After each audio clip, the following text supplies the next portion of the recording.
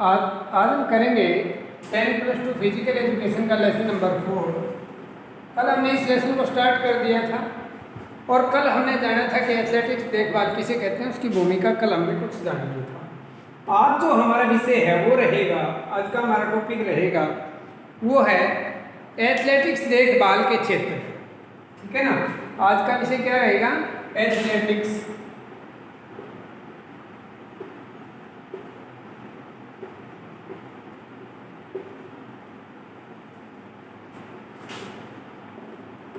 देखभाल के क्षेत्र, यह आज का हमारा विषय है। एथलेटिक्स देखभाल के क्षेत्र। तो सबसे पहले एथलेटिक्स देखभाल के क्षेत्र में क्या आ जाएगा? आपका पोषण।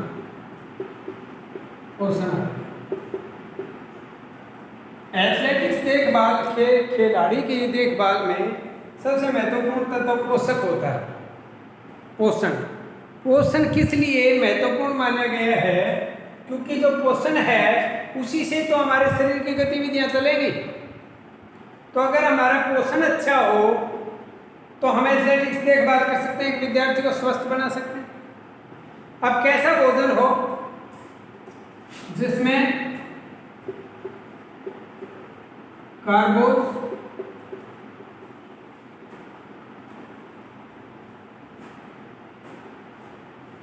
प्रोटीन,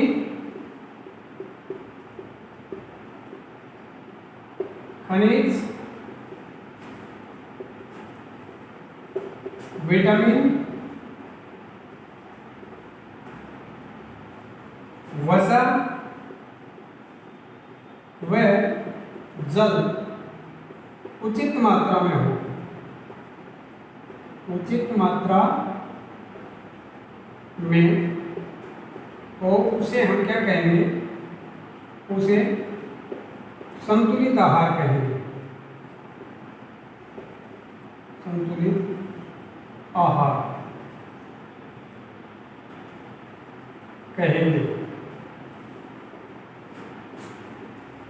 एक खिलाड़ी के लिए इन सभी पोषक तत्वों का होना बहुत ही ज़्यादा जरूरी है और संतुलित भोजन के लिए ये 6 के 6 पोषक तत्व उचित रूप से पर्याप्त मात्रा में होने बहुत जरूरी हैं।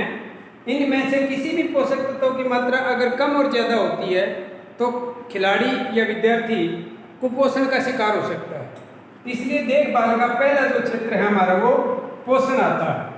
पोषण में ये भी ध्यान रखने वाली बात है कि पोषक तत्वों की मात्रा भी उचित हो और पोषक तत्व जो है वो भरपूर मात्रा में भी मिलने चाहिए। मात्रा अगर इन सब की उचित है और भोजन कम मिलता है उसको तो भी शरीर के लिए कुपोषण का कारण बन सकता है। इसलिए इन सभी पोषक तत्वों का उचित मात्रा में प्रयोग किया जाए और उचित मात्रा में जितना चाहिए उतनी डाइट भी खिलाड़ी को मिलनी चाहिए। दूसरा जो तत्व है हमारे भोजन का जो महत्वपूर्ण माना गया है देखभाल के लिए वो है प्रशिक्षण का ढंग। प्रशिक्षण का ढंग। प्रशिक्षण के ढंग में ये ध्यान रखने वाली बात है कि जहां प्रशिक्षण दिया जा रहा है तो स्थान देखा जाए। स्थान बिल्कुल सही हो, उस स्थान का वातावरण बिल्कुल साफ सुथरा हो, उपकरण बिल्कुल अच्छी तरह से नई तकनीक वाले हों, किसी प्रकार की उनमें कोई कमी ना हो, क्योंकि खिलाड़ी उस उपकरण से ही तो एक्सरसाइज करेगा और वो ढंग से नहीं है, उसके उपकरण अच्छी क्वालिटी के नहीं है तो वो नुकसान पहुंचा सकते हैं फायदे की बजाय। तो प्रशिक्षण का ढंग बढ़िया होना चाहिए, अच्छा कोच उसके पास उपलब्ध होना चाहिए जो उसको अच्छी तरह से प्रशिक्षण करना सिखाए।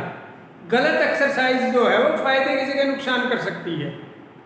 इसलिए प्रशिक्षण का ढंग भी बहुत जरूरी है एथलेटिक्स देखभाल में कि प्रशिक्षण का ढंग बहुत बढ़िया होना चाहिए, उपकरण अच्छे होने चाहिए और जो वातावरण वहाँ का है प्रशिक्षण जहाँ दिया जा रहा है वो साफ सुथरा होना चाहिए, प्रदूषण रहित होना चाहिए, ये भी जरूरी है। और अगला है नंबर 3 खेल चोटें। भाई खेल के दौरान चोटें लग जाती हैं खिलाड़ियों को अक्सर। तो पहला तो यही ध्यान रखने वाली बात है कि हम उन खिलाड़ियों को इस प्रकार से तैयार करें कि खेल चोट लगे ही ना। हम अवगत करवा दें कि भाई वार्मिंग अप करना बहुत ज़रूरी है। वार्म अप के बिना अगर आप खेल के मैदान में या एक्सरसाइज करवाएंगे तो खेल चोटों का लगना जो स्वाभाविक सी बात है। दूसरा ये है कि अगर हम उस खिलाड़ी को खेल चोटों से बचाना चाहते हैं तो उसको वो तरीके भी बताने पड़ेंगे जिन तरीकों के कारण खेल चोटों से बचा जा सकता है। विभिन्न प्रकार के उपकरण हैं, उन उपकरणों का प्रॉपर ढंग से प्रयोग करना उनको सिखाना पड़ेगा और उनके ऊपर नियम पूर्ण रूप से लागू करना पड़ेगा कि वो जो है वो उन उपकरणों का प्रयोग करेगा। ये नहीं कि लिखित में एक नियम बना दिया, एक चार्ट बना दिया और लगा दिया और खिलाड़ी उसमें लापरवाही बरतते हैं। ऐसा बिल्कुल नहीं करना है। अगर उसको हेलमेट पहनना है, अगर हम क्रिकेट का उदाहरण लें तो क्रिकेट के मैच के दौरान या प्रैक्टिस के दौरान वो क्या करेगा, हेलमेट उसको पहनना है तो हेलमेट लगा के ही खेलेगा। अन्यथा उसके सिर में चोट लग जाएगी तो एक मेजर इंजरी हो जाएगी और खिलाड़ी सदा के लिए जो है वो अपने खेल से वंचित रह सकता है। पैड पहनने हैं तो पैड का इस्तेमाल करें, हैंड गार्ड की जरूरत है तो हैंड गार्ड का इस्तेमाल करें। जो जो चीज प्रॉपर रूप से उसको बताई गई है नियमावली के अनुसार उसका अनुसरण करवाया जाए तो भी खेल चोटों से बचा जा सकता है। तो एथलेटिक्स देखभाल के ये 3 क्षेत्र मुख्य रूप से हैं और इन तीनों खेल क्षेत्रों को विस्तार पूर्वक आप अपने बुक में भी पढ़ेंगे। मैंने इनको एक्सप्लेन कर दिया है, फिर भी अगर कोई दिक्कत रहती है आपको किसी पॉइंट में तो आप बता सकते हैं। आज के लिए हमारा कार्य इतना रहेगा। कल जब भी अगली क्लास होगी आपका आगे का कार्य करवाया जाएगा।